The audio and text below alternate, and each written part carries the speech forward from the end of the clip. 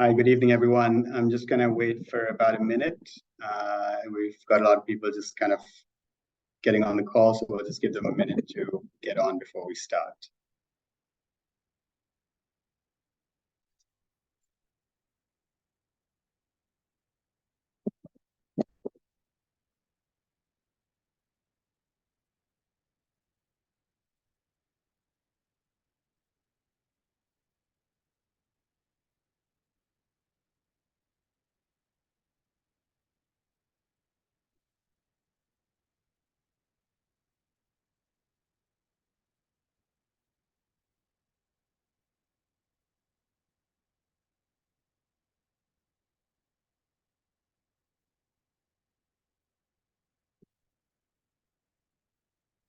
Excellent. Well, still a few people joining, but I'm just going to make a couple of opening remarks whilst people are joining. Hi, I'm Hiran Imbaldeni. I'm the immediate past president of the Oxford University Society here in Sri Lanka. I'm really excited to have everyone here today for what is going to be the third annual event where we do this information session for students hoping to join and apply to the University of Oxford. It's really exciting for us to be able to do this each year. It started out as an initiative through the COVID time when we were all sitting at home looking at computer screens and sitting on Zoom calls, but it seems to have lasted or outlasted the COVID era. We found it a great way that for students all across the country who have an idea about, of course, what the University of Oxford is, but beyond that may not have the resources or the ability to really understand the process of applying to the university and how they might actually go about it. A lot of it is just the confidence that you build up along the process to believe that you can actually get there and make a successful application. So I'm really glad that you've made the effort to join us today, because I hope that today will raise your awareness and pique your interest in terms of wanting to apply. And we've got today some guests with us who are going to help you understand that process better. So the first person that we will have is someone, Anushka Gunathilaka from the British High Commission, who will tell you a little bit about life in the UK or how it is to study in the UK. And then for the graduate students here today, a bit about the Chevening Scholarship Program that is available for you if you are applying as a graduate student. Then we will move into the core or the heart of today's session, which is really the two sessions that we have running on the information on how to apply as an undergraduate and as a graduate. So there'll be two breakout rooms that we will set up. I'll explain that when we get to that point. And James Brown and Kate Davey, who've joined us today from the University of Oxford. Thank you so much for being here again today to help us through that process. And then finally, we've got three students who've agreed to join and give us their time today to tell us about their own experiences in applying to the university, but also some of them who are actually at the university will tell us about what life is like at Oxford. So that is the layout for the next hour and a half that we have this evening.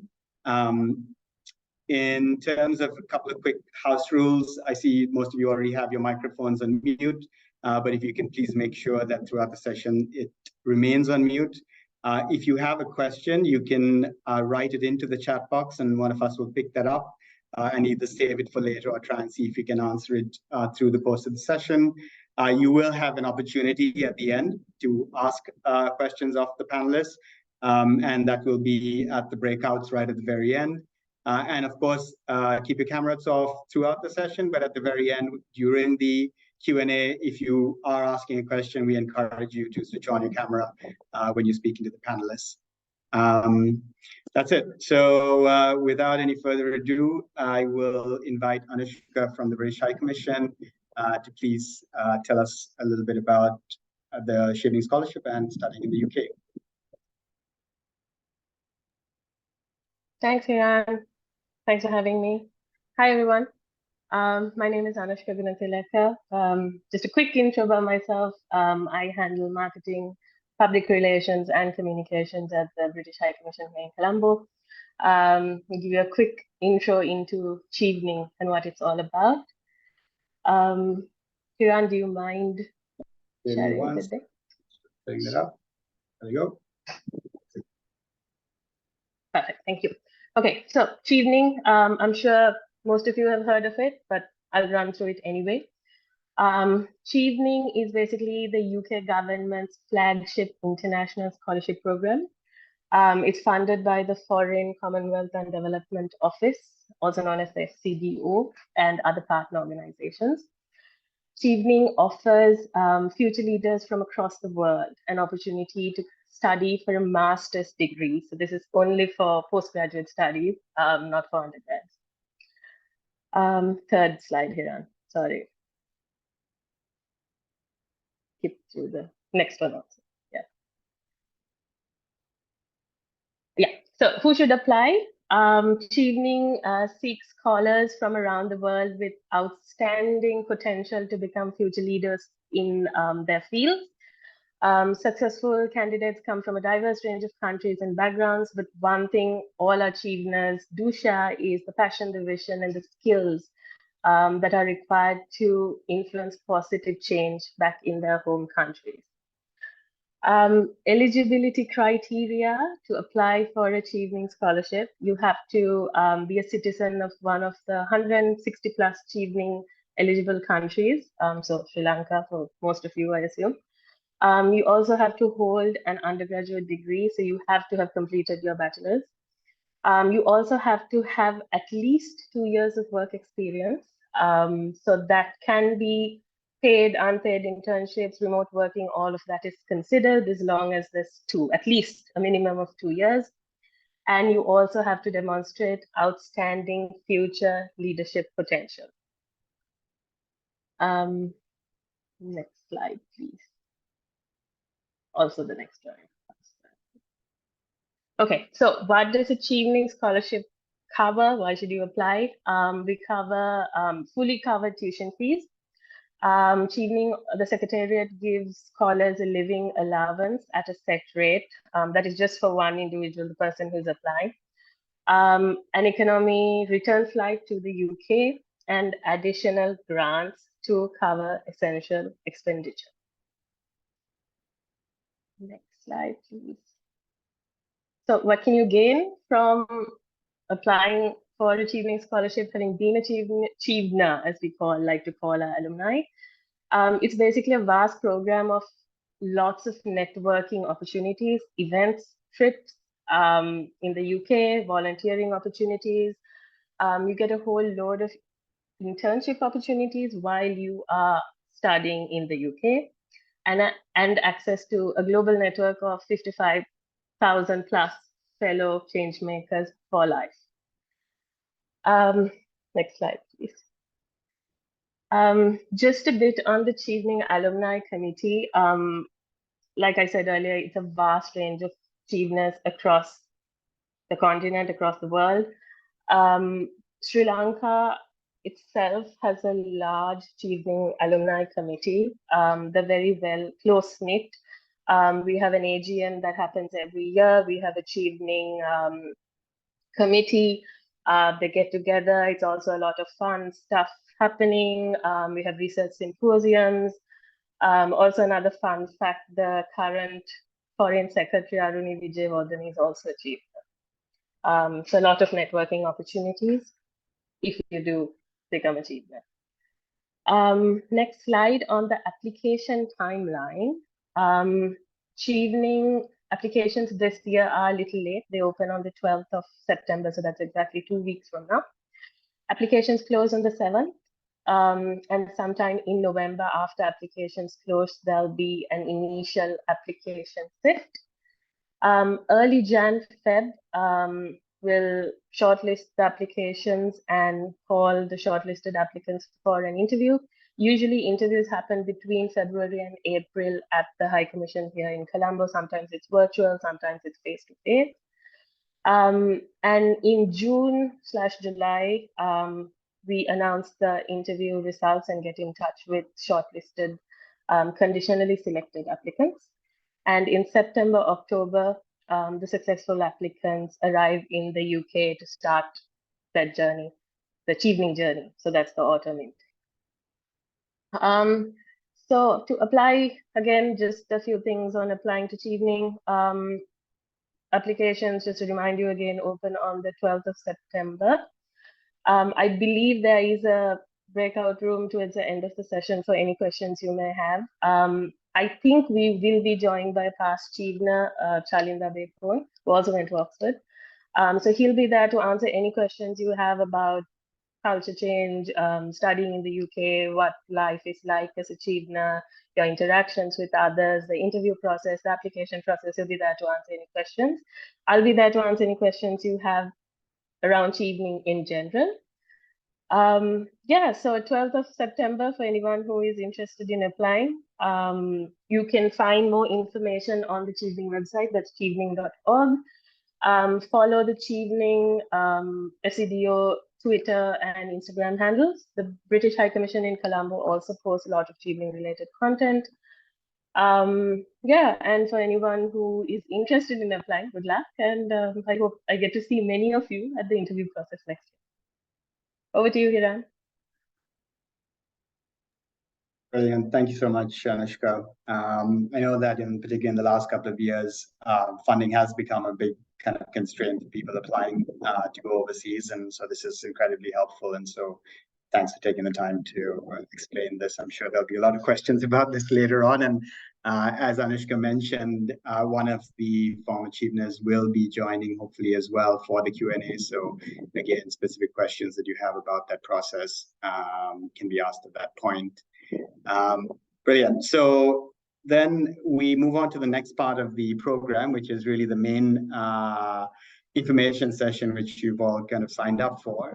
So James Brown, again, will be leading the discussion on the undergraduate admissions, and Kate Davey will be leading the session on the graduate admissions. Just to recap, the way this will work is because we're going to run both these sessions in parallel. It's going to be in a breakout room. So once the breakout rooms are open, which I will do in just a minute, you will have the option to choose breakout room number 1 or breakout room number 2. And again, James is in room number 1. You'll see that in the name of the room, and then Kate will be in room 2. So if you don't manage to get into the room that you want to, there will be someone here in the plenary as well who you can ask some instructions from. But otherwise, I will open up the rooms now.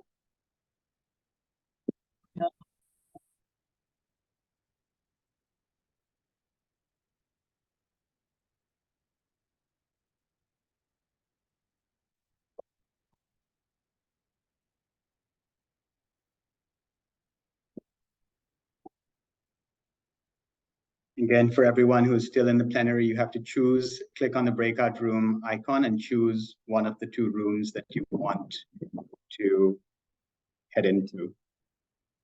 Again, room number 1 is for the undergraduate admissions, and room number 2 is for the graduate admissions.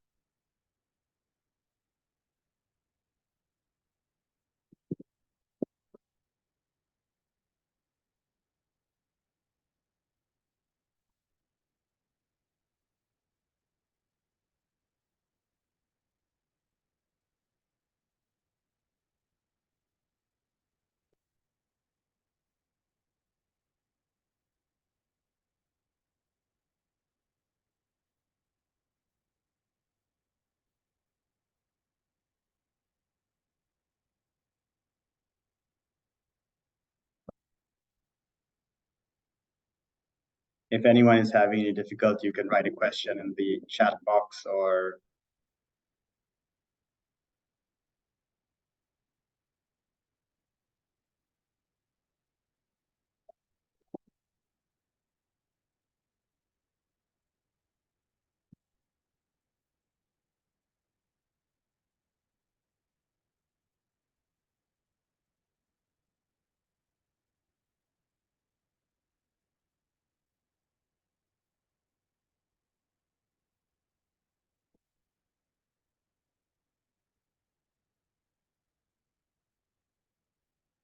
Okay, the sessions have probably started by now, but if anyone's still struggling, there's a panel at the bottom of your Zoom window that has three dots. And if you click on the three dots, you should be able to see an icon that says breakouts, or you may even see it without the three dots as well, but it should say breakouts at the bottom of your Zoom window, breakout rooms. And then from that, you can choose one of the two rooms.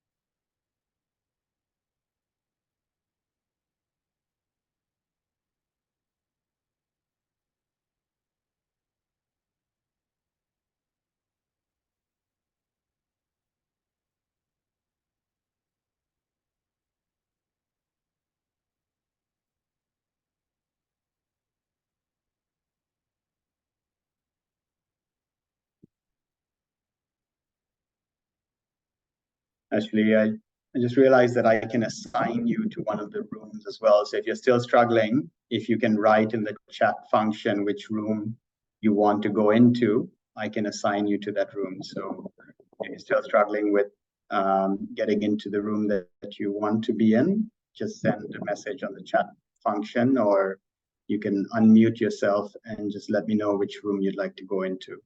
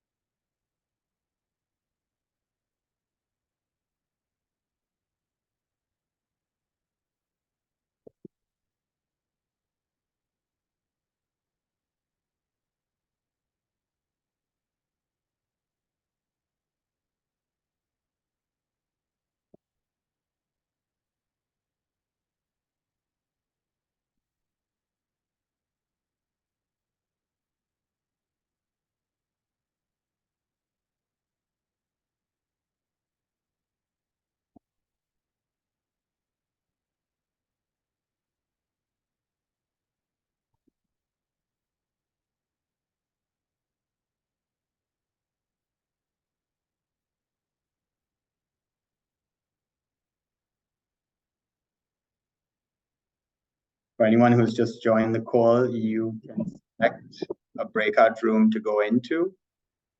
There are two breakout rooms, one for undergraduate admissions and the second one for graduate admissions.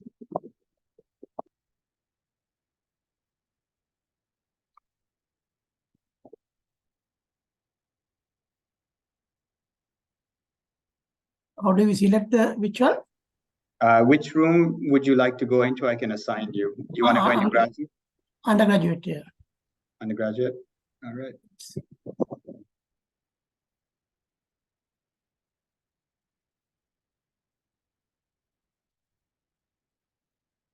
Anyone else who's having trouble entering one of the rooms, let me know and I can assign you.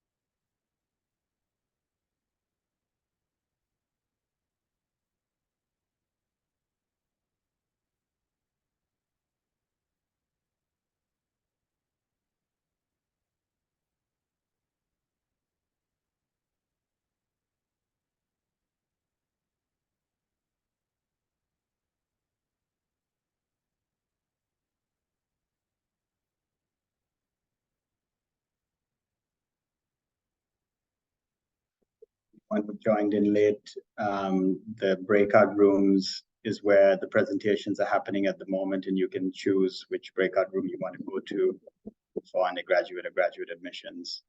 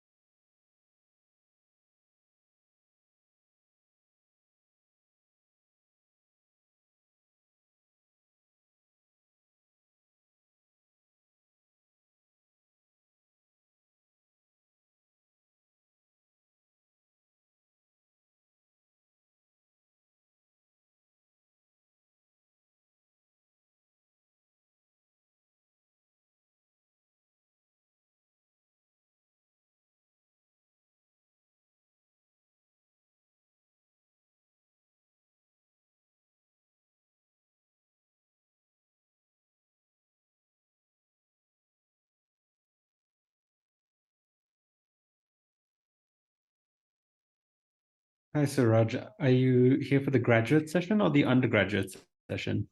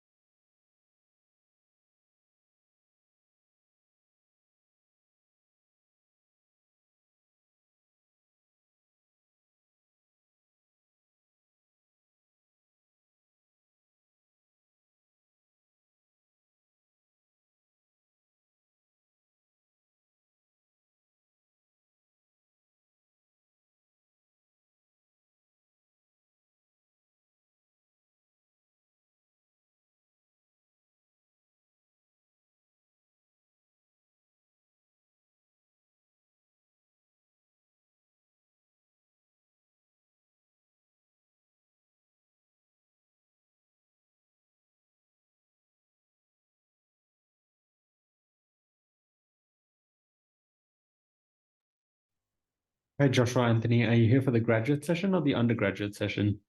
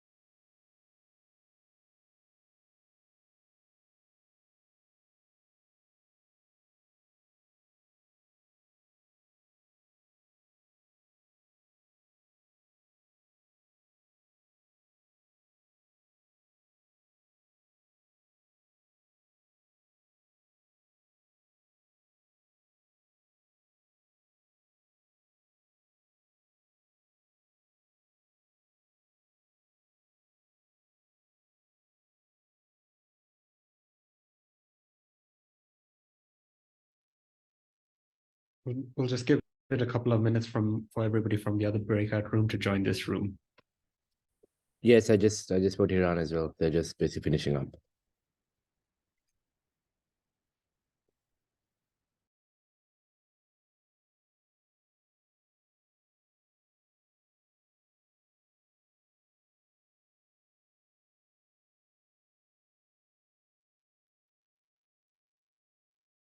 Hi, everyone. We're just waiting for the undergraduate breakout room to wrap up. I think they're almost done and be with us in 60 seconds. Great.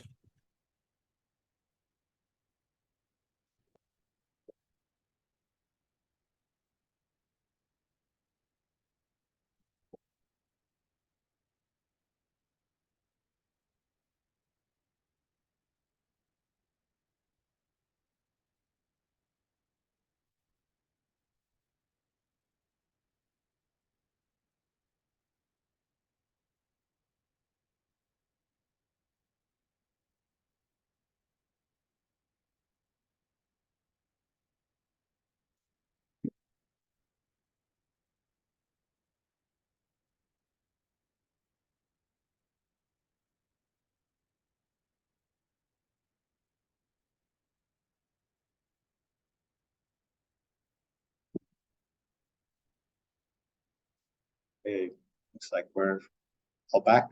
Let's give a minute for everyone to filter back through. Well, thank you so much, James and Kate, for doing this again. I'm sure there's a ton of questions that people have after hearing what you've just said, but at least I think the first step has now been taken in terms of raising awareness about the process. I think there's a lot of homework that everyone needs to still do. There's a chance again at the end of this session for everyone to ask a few more questions. But James, I think the thing about the testing centers was actually quite an interesting point. So we'll try and pick that up after this as well and see if there's something that we can do to help with that as well. Great. So without further ado, then we move on to the more interactive part of this discussion. So we've got three panelists that have agreed to join us today for a bit of Q&A. They are all either current students or soon-to-be students of University of Oxford. So we have Shatuki Pereira, who is doing biology at Jesus College. Nithara, who's just completed her first year for computer studies at UNIF College, and Nimai Harris, who is yet to go and is actually doing a master's at Lineker College in English. So I don't want to steal too much of your thunder. I'd love to sort of give you the opportunity to maybe introduce yourself each one by one. Maybe if you want to take 2 minutes just to tell everyone a little bit about yourself. Shatuki, do you want to go off first? Yeah, thank you, Hiran. Hi, everyone. I'm Shatuki Pereira, like Hiran said, and I study at Jesus. And I've just finished 3 years of my undergrad in biology, and I have an integrated master's now, so I'm going into my final year, which feels crazy, but yeah, a lot of time in Oxford. And yeah, I guess a little fact about me, one of the most interesting things I'm doing now is I'm doing my master's based in Sri Lanka. So I'm looking at shark meat and sharks and ray consumption in Negombo. So yeah, I'm currently in Sri Lanka doing a data collection for it now, which is challenging and interesting at the same time. So I'm trying to give back something to Sri Lanka at the minute. So yeah, nice to meet you. Every time we do this, Shatuki, you're always in some wonderful part of Sri Lanka. I think last year you were in a sort of tea plantation or something like that. I remember in a field somewhere doing this call. So thank you again for doing this from Negombo. Nithara, do you want to go next? Yeah. Hi, everyone. I'm Nithara. I've just finished my first year doing computer science. It's computer science, not studies, at UNIV, which is Appreciate University College. I love computer science, and I'm particularly interested in artificial intelligence because I've been doing a course and reading some books on AI, and the applications are really cool. Fun fact, I love fantasy novels and K-dramas. I watch lots of K-dramas. Right now I'm in the UK. I'm in Red Hill and looking forward to next year. Nice to meet you. Thanks, Nithara. In fact, if I can share a fun fact about Nithara as well, she surprised me last year when we invited her to be a panelist.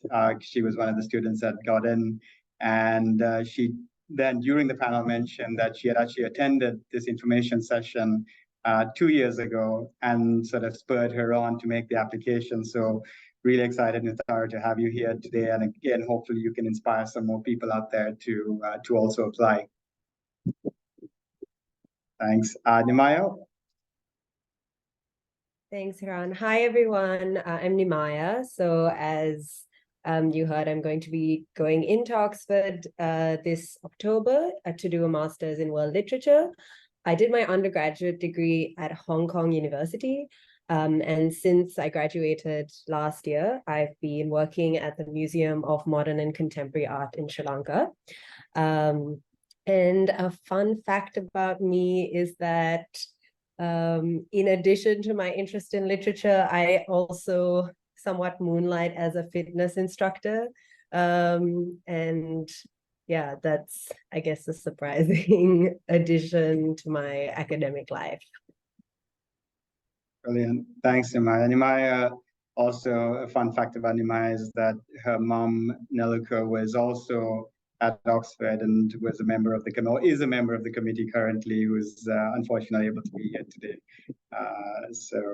Nimaya, thanks for being with us again.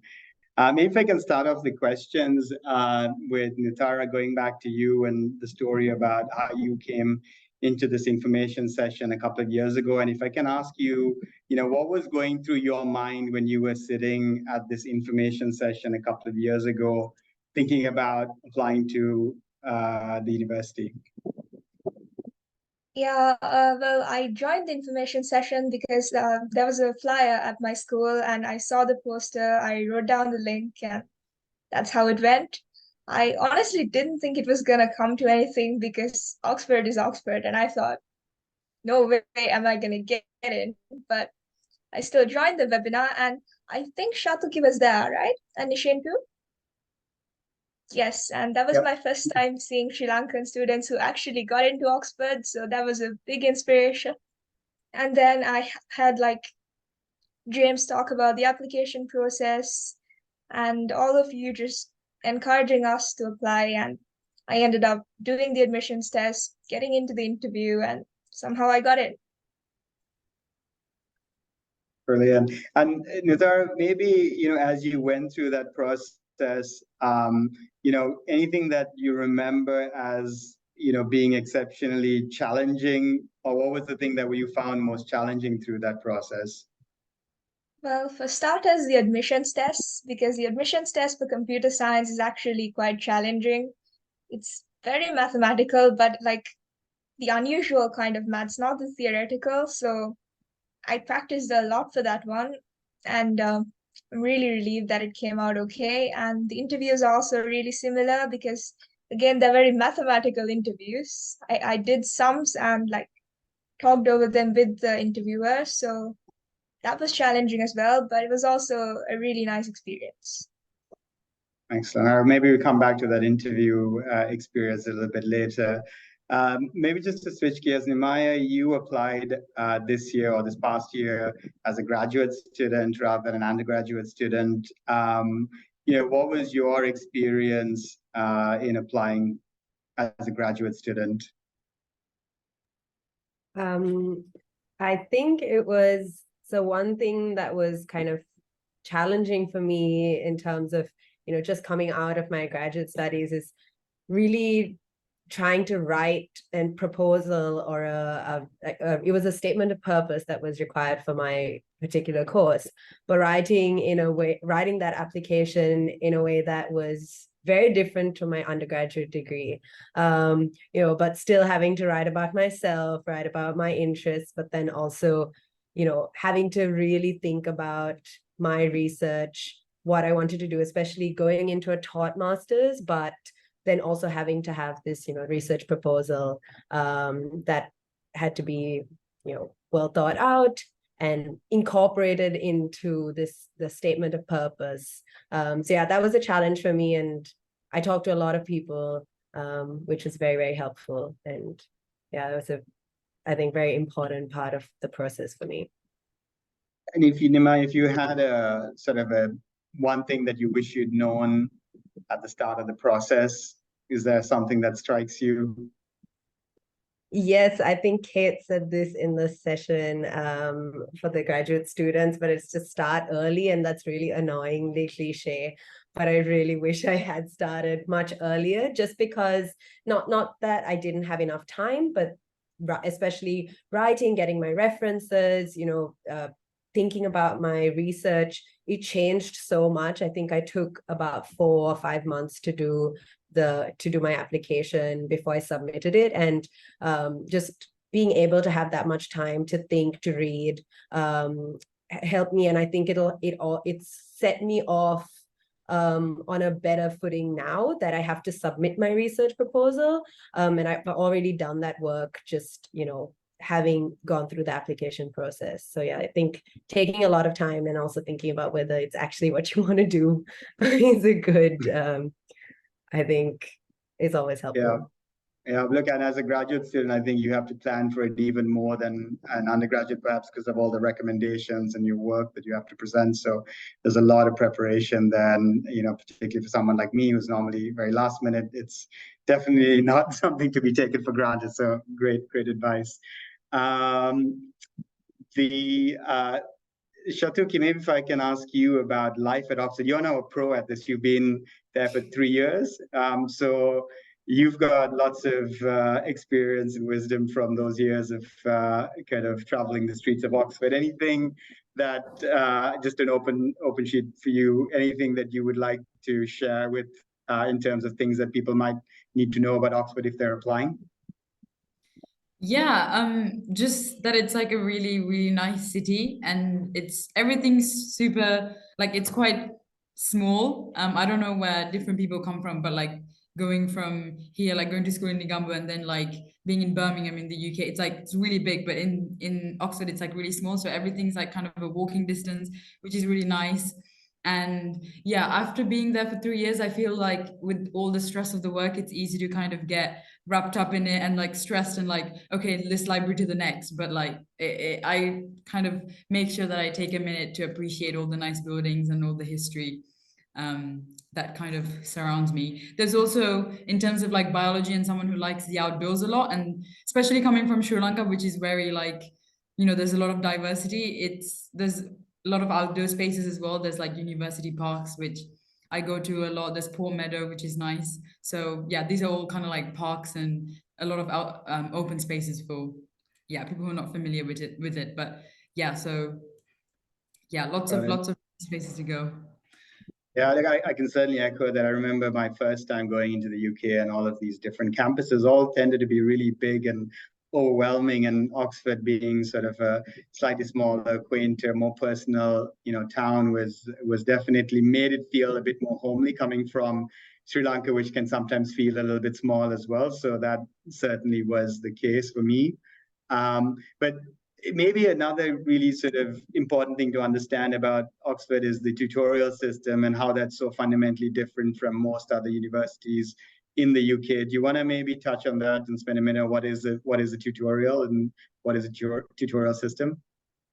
Yeah, so tutorials are what makes kind of Oxford and Cambridge like unique in their teaching style compared to all the other universities in the UK. They're basically really small classes that you do with, so in Oxford you have different colleges, right? So you apply to different colleges. So me being at Jesus, I have my personal tutor who sits down with me and a couple of other students. In biology, as you go into year 2 and 3, you can pick your tutorials. So I preferred to do it just me and another professor, which might be intimidating to certain people, but I just found it less stressful compared to having other people with me. So a normal tutorial would be me and another tutor kind of going through my essay that I had to do weekly. It depends on the different subjects. So some subjects have problem sheets like computer science and maths, etc., like chemistry. But a lot of humanities and biology weirdly have essays. So yeah, I just go through my essay, and keep in mind, this is someone that's like the best in their field and like the cutting edge of science. So that was usually what I looked forward to every week. So yeah, I'd usually write an essay about what the tutor or the professor is like the best in. So they could just like tell me everything, or they'll tell me like, yeah, we're like going into an expedition to look into this species, right, like next year or something. And it's like, yeah, so exciting. So I think that's part of kind of why I applied to Oxford as well, because the professors and the tutors are there like so passionate, and they're like the best in the world. Not to be like too cocky, but yeah, basically. Yeah.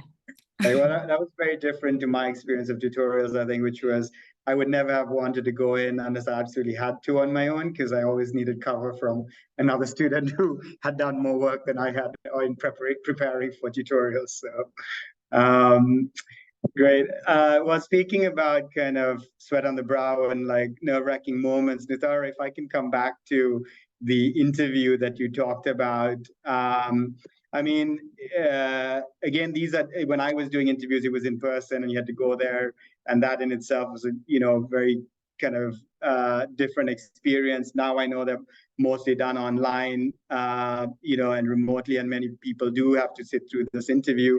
In terms of your experience, how you prepared for the interview and your actual experience of the interview, can you talk us through that a little bit? Yes, my interview was online, so I had a video call. Well, I had 3 interviews, and I had a video call with 3 tutors, like 2 from the college that I applied to and 1 from another college. And like I said, a computer science interview is supposed to test your like mathematical thinking. So what we did was they showed me a sum and they asked me to work it out with them in the interview. So what you're supposed to do is usually just tell them what you're thinking, like go through the steps with them. And if you're going it the wrong way, they're going to hint it or they're going to suggest that you do it differently. And I was really scared because it's not easy to do like a sum in front of 3 people who are top experts in their fields. But I mean, they were really nice and they tried to make me feel relaxed because like I had to sketch the answer on a pad, like because I mean, okay, I tried showing them a photo, but my camera was too bad and they couldn't see anything, so I had to like sketch it on the iPad, and but then my handwriting was really bad, so they couldn't read it. And I mean, that could have been a disaster. I'm bad at writing on iPads, but they were really nice about it, and I ended up reading it out to them, and in the end, I had fun, and I also got to the end of the question. Like basically, they helped me work through the sum, and I'm not sure I could have done that sum on my own because it was quite complicated. But like the interview is like a test tutorial, so basically, they did what they usually do in a tute, and yeah, having had actual tutes now, I think it's pretty similar. And even though it was stressful, it was also really nice to be just taught like that, since it was 3 of them and 1 of me, and like I could tell them everything I was thinking. That was nice. Yeah, that's super interesting. I have to say I had a very similar experience in my interview as well, where they gave me I was doing engineering and there was some second order differential equation, which I hadn't done in school as yet. And I just broke into a sweat when he wrote the equation on the whiteboard, and I thought, oh my God, but then I quickly realized, like you said, which is really important, is that it's not about getting to the right answer or knowing the right answer. It's about how do you think and take the prompts that they give you and then work your way out through first principles to try and get to that answer. So I think that's great advice, what you just mentioned about, just try and keep calm and listen to what the prompts that you're given are and try and see if you can work your way through to the end. I can't even remember if I got to the right answer, but and I don't think they told me if I did, but they seemed to be happy with at least the responses to the instructions they were giving. Nimai, what about yourself? Was that kind of similar in your experience? I had no interview. For I think some masters there's no interview, which is actually a little bit more, I don't know, it's nerve-wracking, obviously, to have an interview, but it's similarly nerve-wracking to not be able to, justify yourself or give any personal, support to your application. You just have to rely solely on what your referees say and how you do in your personal statement. So yeah, that I didn't have an interview at all, which was yeah. So how do you, I mean, normally it's sort of in person rather than on paper, it's easier to make yourself stand out. So how do you think you managed to make yourself stand out on paper? Well, I think, so I actually applied twice. The first time I was waitlisted. And I think that the first time I applied, I just knew I wanted to do world literature. I knew I wanted to do this course, but I hadn't really thought about why Oxford, why I was really suited for this course. And also I was still at university, so kind of struggling with the time management to get my references. I hadn't written my thesis yet, my undergraduate thesis. So the first time was very different to the second, where I'd had a year out of my undergraduate to really think about, okay, this is actually what I want to do. I know why I want to go to Oxford. I know which professors I want to work with. I know that, the work I'm doing in the interim is actually supporting the study I want to do and the field I want to go into. And so kind of really having that, like, I don't know, disappointment of not getting in the first time, and also just being on a wait list till like September, and then there's, still having a little bit of hope.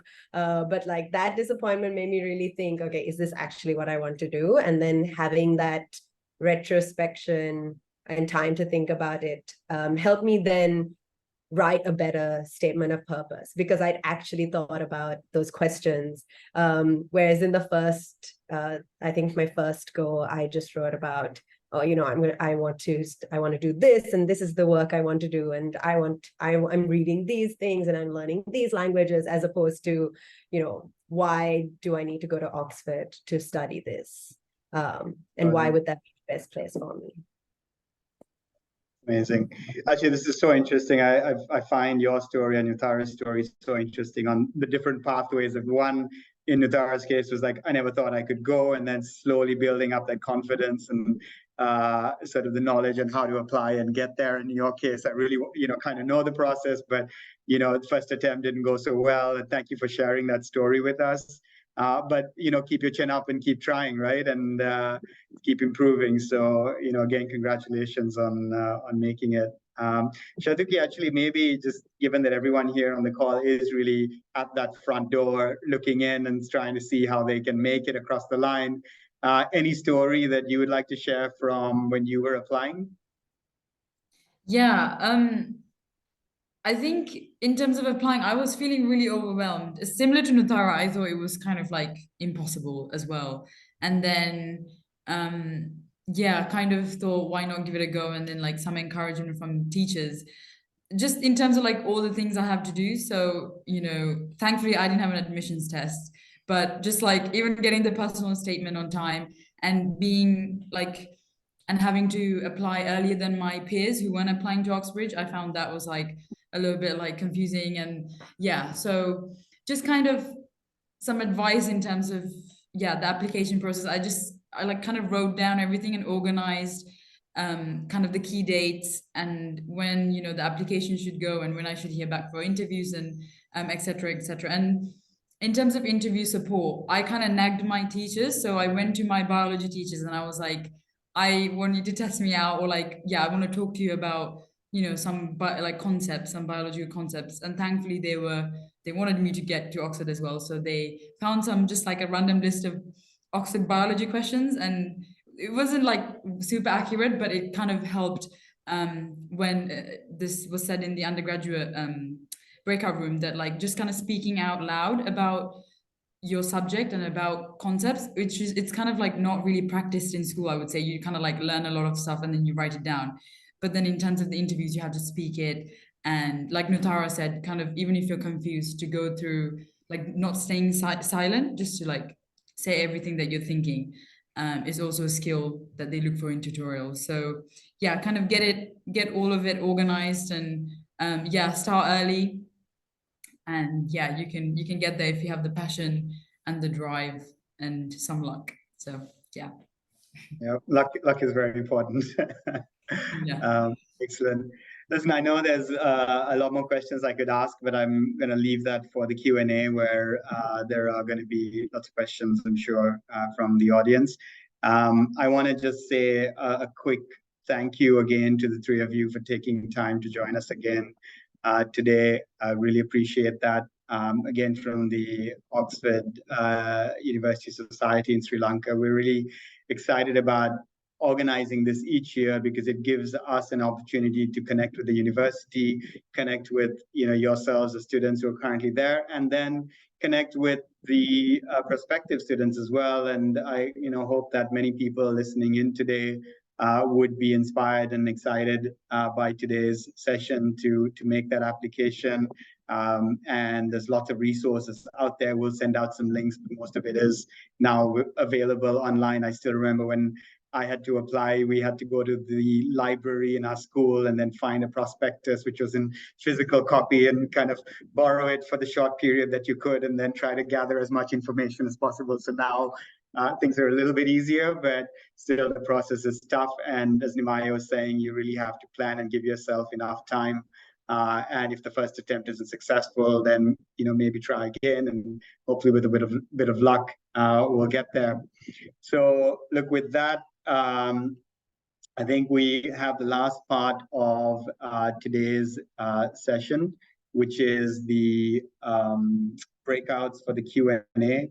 So this is sort of, imagine if we were doing this in person, and we thought about doing this in person in the past, but actually I think this online version really works well, given that we're able to get James and Kate to join as well in this format. And so, but at the end of the session, you'll be able to kind of go to the speakers and talk to them and ask them your questions directly. So that's what this last bit is about. I'm just kind of making sure that the breakout rooms have been set up. Hang on a second.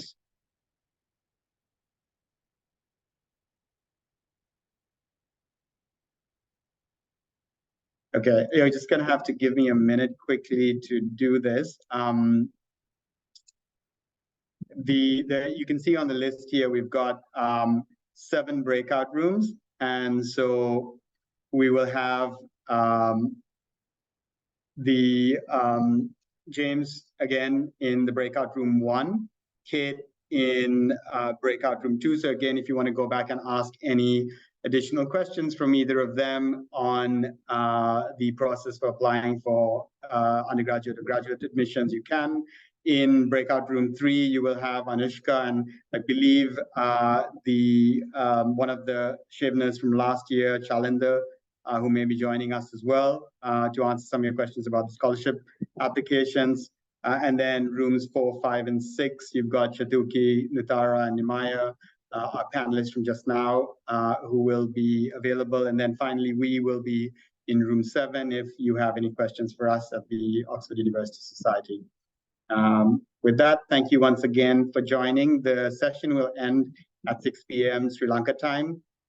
So I will open up the breakout rooms now. Thank you.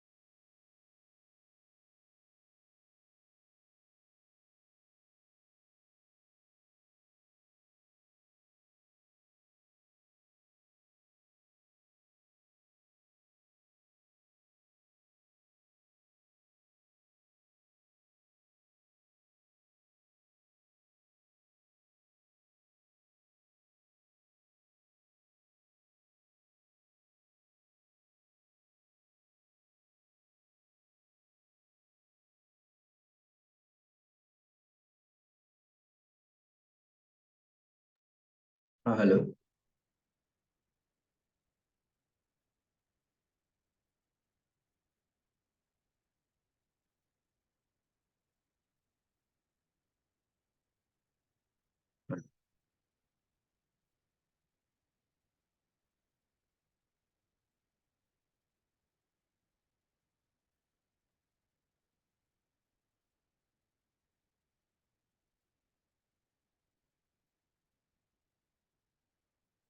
Yeah, sure.